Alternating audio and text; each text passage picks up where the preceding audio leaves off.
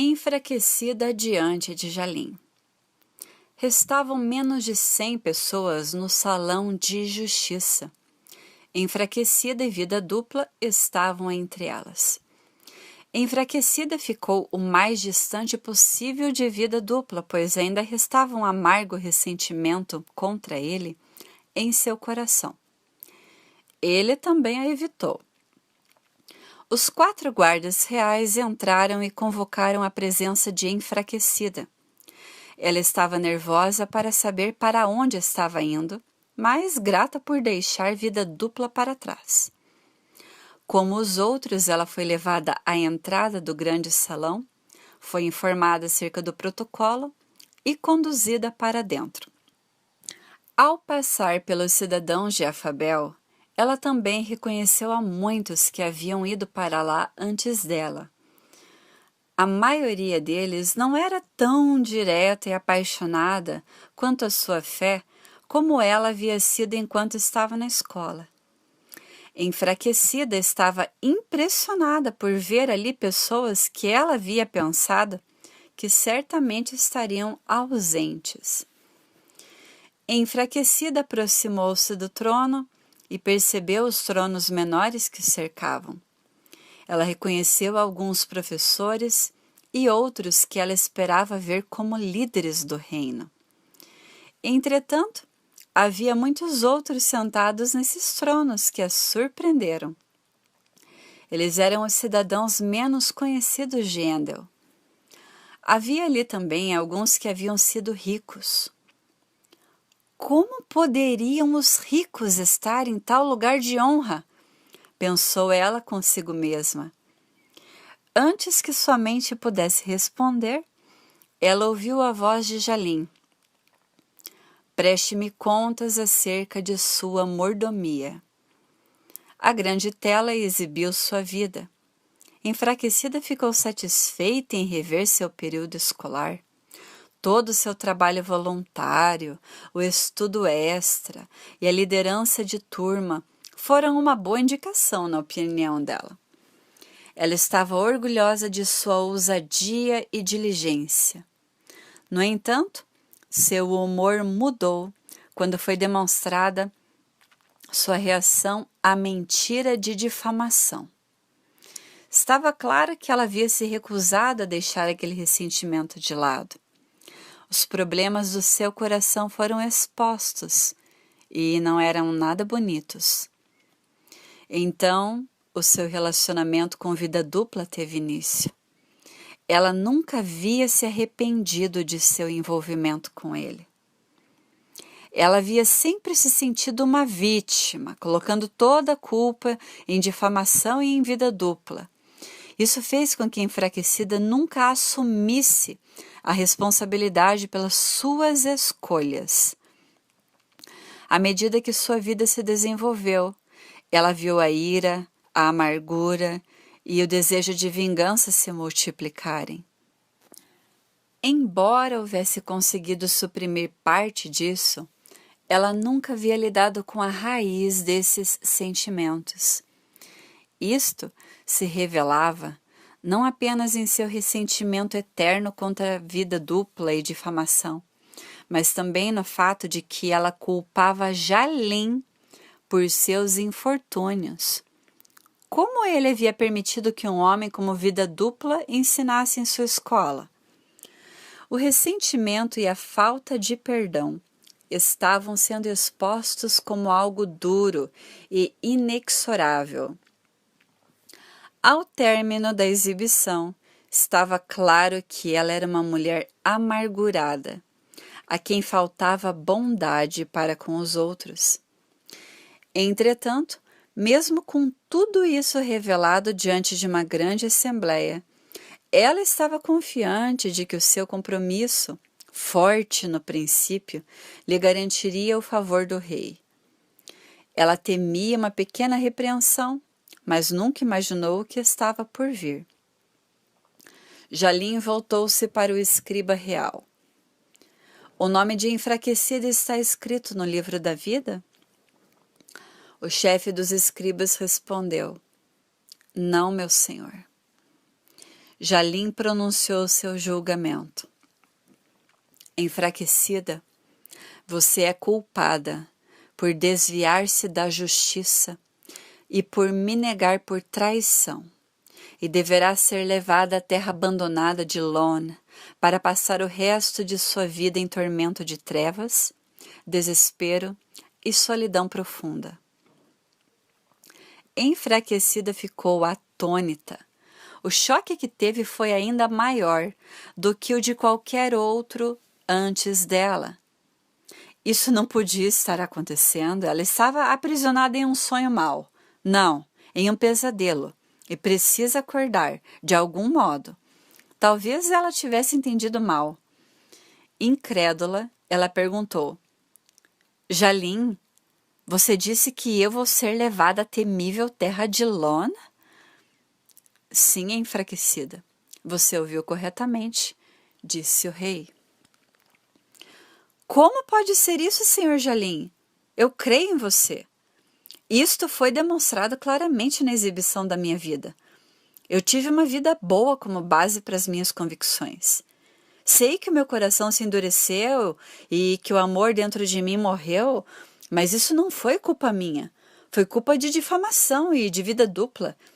Eles fizeram com que eu esfriasse. Jalim respondeu: Você se esqueceu das minhas advertências através dos seus professores? A maldade vai se espalhar tanto que o amor de muitos se esfriará, mas quem ficar firme até o fim será salvo. Você não ficou firme até o fim. Enfraquecida continuou: Mas, senhor Jalim, sou uma pessoa justa, porque eu creio em você. Posso ter perdido meu testemunho, mas sempre acreditei que quando uma pessoa é salva, ela seria sempre salva. Jamais poderia perder sua salvação. Até alguns professores afirmavam isso. De acordo com eles, ninguém poderia me arrebatar da sua mão. Jalim respondeu: Sim, isto é verdade. Ninguém pode arrebatar você da minha mão. Mas eu nunca disse que você não poderia se afastar. Somente você tem este poder, pois você não leu nas Sagradas Escrituras?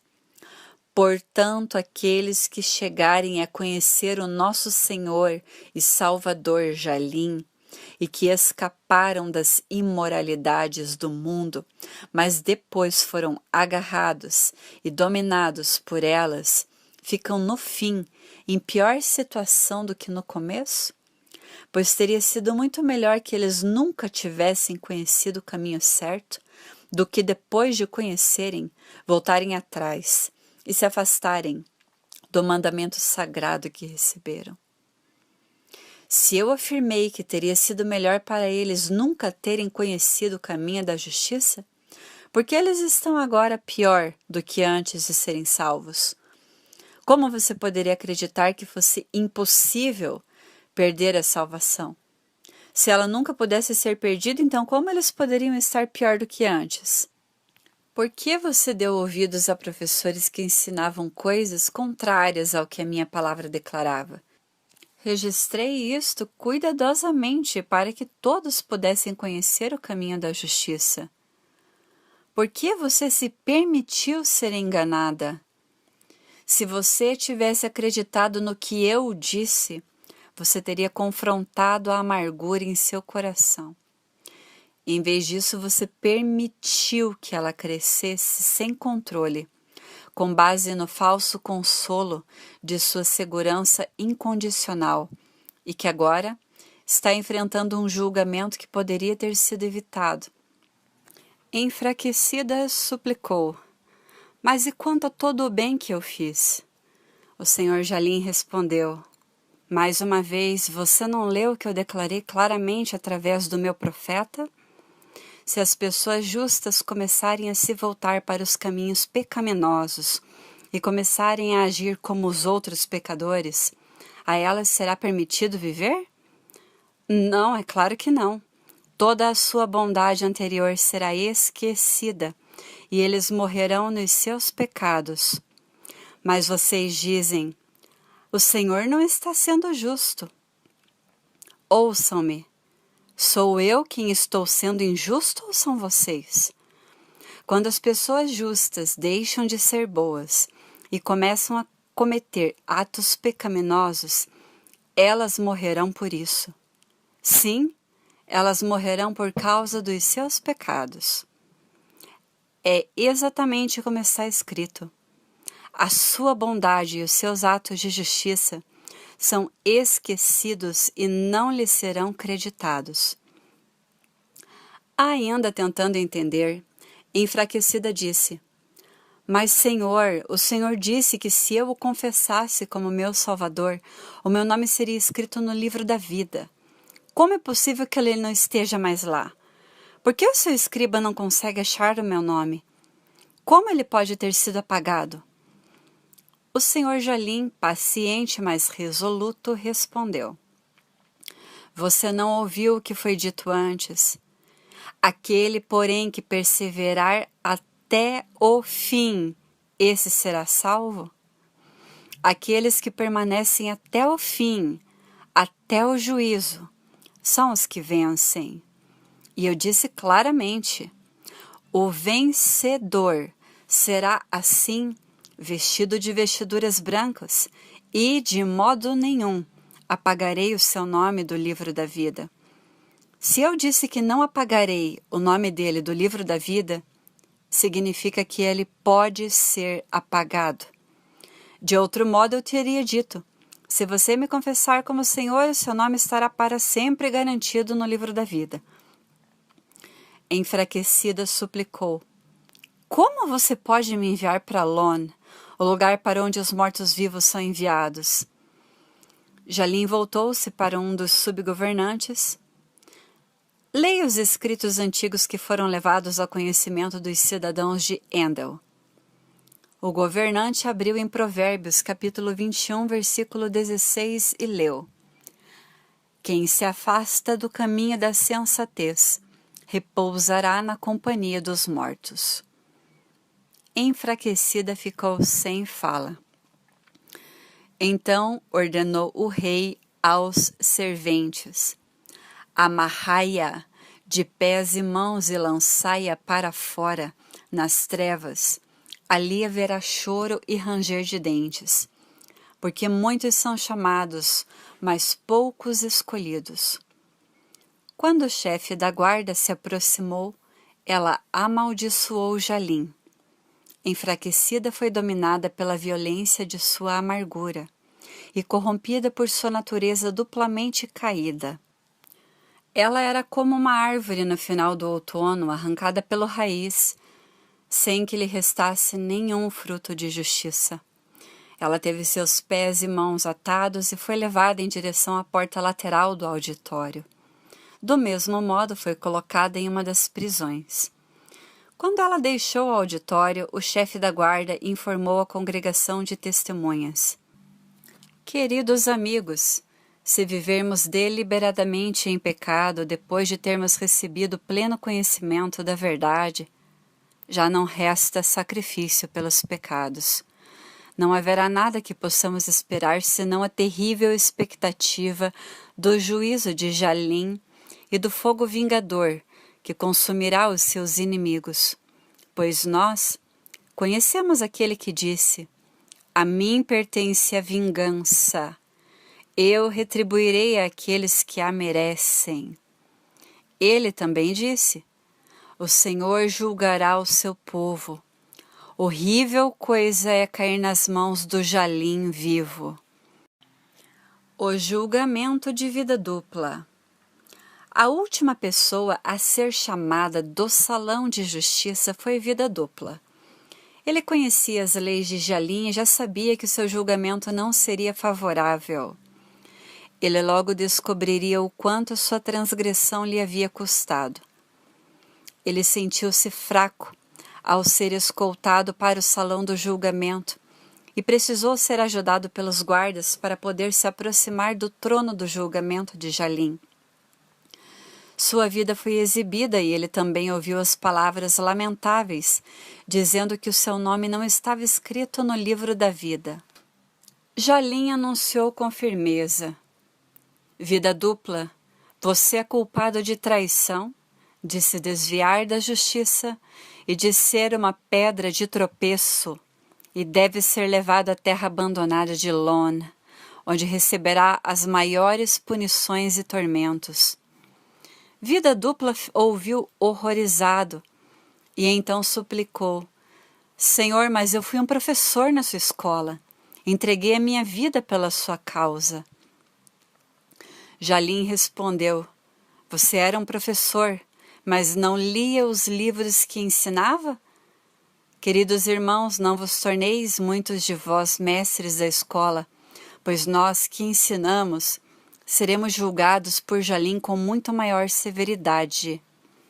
Vida dupla retrucou: como fui uma pedra de tropeço?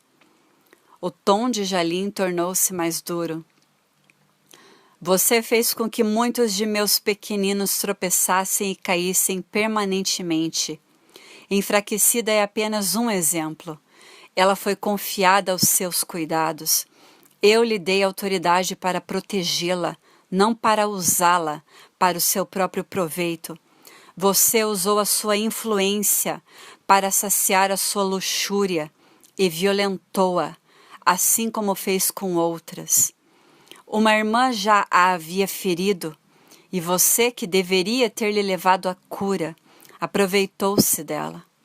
Você fez com que a fé dela naufragasse. Ela foi condenada a passar a eternidade em Lon. Com certeza você ouviu a minha advertência. Quem fizer tropeçar a um destes pequeninos crentes, melhor lhe fora que se lhe pendurasse ao pescoço uma grande pedra de moinho e fosse lançado no mar. Vida dupla suplicou: mas Jalim, sei que vou ser banido para Lon, mas por que vou receber o maior tormento? Por que você está sendo tão duro comigo? Eu fui um dos seus servos, não um incrédulo. Eu não era como independente que não queria ter nada a ver com você. Por quê? Jalim continuou firme e resoluto. Você conhecia e ensinava as escrituras antigas. Por que você me faz estas perguntas? Eu trarei à sua memória para que você se lembre destas palavras. As antigas escrituras são claras. Mas se aquele servo pensar, meu senhor tarda a vir, e começar a oprimir os outros servos, o Senhor voltará em hora inesperada e não anunciada. Ele separará o servo e o banirá com os infiéis. O servo será severamente punido, pois, embora conhecesse o seu dever, recusou-se a fazê-lo. Mas as pessoas que não estão conscientes de estarem agindo mal serão punidas apenas levemente. Aquele a quem muito foi dado, muito lhe será exigido. E aquele a quem muito mais ainda é dado, muito mais ainda lhe será exigido. Jalim continuou. Independente estava muito menos consciente de suas transgressões, mas você tinha consciência e conhecimento. A punição dele, embora severa, será mais leve do que a sua. Para você, reservei um lugar na mais profunda escuridão. Então, Jalim ordenou ao chefe da guarda: amarrai-o de pés e mãos e lançai-o para fora, nas trevas. Ali haverá choro e ranger de dentes, porque muitos são chamados, mas poucos escolhidos. Quando o chefe da guarda se aproximou, Vida dupla proferiu obscenidades contra Jalim, contra os guardas e contra os cidadãos de Afabel. Ele foi violento e até tentou soltar-se para agredir Jalim fisicamente. Sua verdadeira natureza foi revelada completamente. Qualquer bem que houvesse dentro dele foi engolido por sua duplicidade. Ele teve as mãos e os pés atados e foi levado para fora, pela porta lateral do auditório.